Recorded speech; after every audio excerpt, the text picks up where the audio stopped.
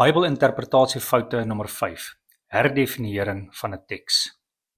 Die definisie hiervan is, wanneer mense iets lees wat hulle nie goed laat voel nie, of wat nie sê wat hulle wil hoor nie, dan probeer hulle dikwels om die betekenis te verander, sodat dit sê wat hulle wil hê dit moet sê. 'n Voorbeeld hiervan is Romeine 9 vers 13. Soos geskrywe is, Jakob het ek liefgehad en Esau het ek gehaat. Die verkeerde interpretasie hier is, hierdie vers praat nie van 'n individuele persoon nie, maar van 'n nasie. En dit beteken ook nie dat God 'n nasie haat nie, want God haat nie, want God het almal lief. Die woord haat beteken hier om minder voorkeur te gee. In Lukas se evangelie sê Jesus dat ons vader en moeder moet haat. Beteken dit ons moet hulle werklik haat? Nee. Jesus sê, God wil hê ons moet vir hom voorkeur gee bo ons vader en moeder. Net so in Romeine 9 word dit dan op daardie manier uitgedruk, God haat niemand nie, want God is liefde. Nou hoekom is hierdie interpretasie verkeerd? Die probleem met hierdie soort interpretasie is, dat mense 'n oortuiging wil projekteer dat God almal liefhet.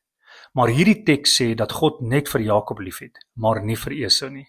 Die woord haat maak mense ongemaklik, aangesien dit die beeld van God verdraai, 'n beeld wat hulle self uit hul verbeelding gevorm het. Nou, om hul weergawe, die altyd liefhebbende God, in hierdie vers in te pas, herdefinieer hulle die term haat om hul argument reg te laat klink.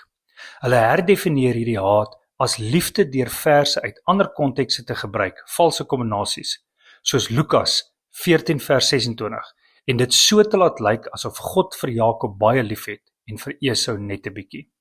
Wanneer ons die tekste lees, moet ons onsself vereenselwig met die oorspronklike gehoor. Hoe het hulle hierdie teks verstaan toe hulle dit die eerste keer gelees het? Hoe het die eerste gehoor die brief Romeine gelees?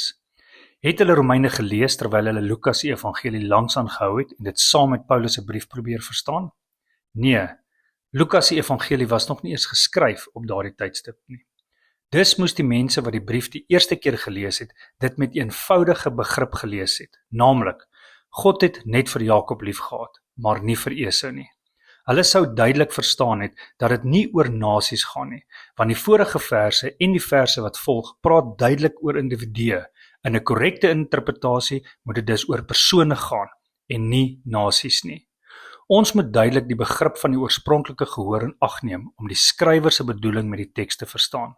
Ons mag nie ons eie definisie van woorde op die teks afdwing nie. Laat die teks self praat en onthou, leer die Bybel in konteks.